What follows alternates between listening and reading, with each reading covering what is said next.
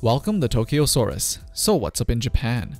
If you clicked on this video, you probably already heard of the news that Virtual Console for the Nintendo Switch will not be available at launch.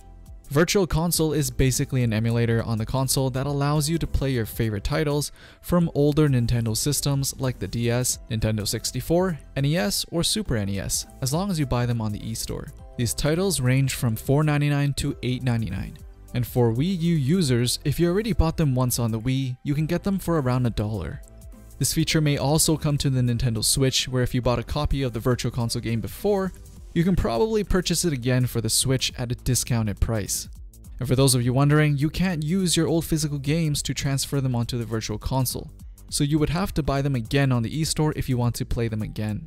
But nonetheless, it was a big hit on the previous Nintendo consoles, and many people are super excited at the prospect at having this feature on a semi-portable system like the Nintendo Switch that you can carry around with you in your pockets. So when is the Virtual Console going to come out?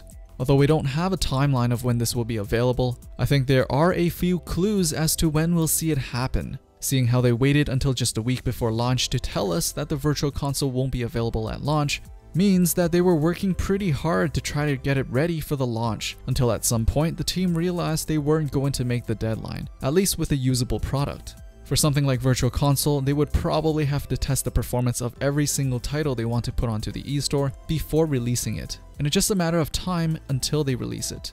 The emulation software is already done and tested through several generations, and although it's a new console, it shouldn't be too difficult to port. Another clue is that Neogeo games will be available in March already, but only for Japan.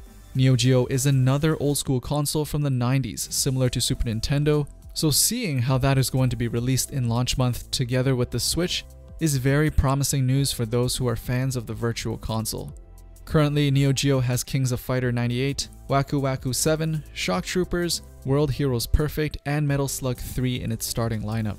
But these titles are all published by Hamster, which is a separate company from Nintendo, which is probably why they're able to get these titles up and running at launch. Whereas Nintendo is probably pulling all its resources to ensure the main features of the Switch is working properly first.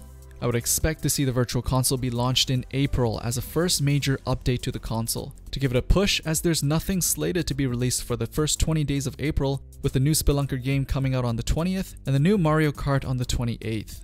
This will be in line with Nintendo wanting to spread out Nintendo Switch releases to keep fans talking about it and for owners of the console to come back and play it more often.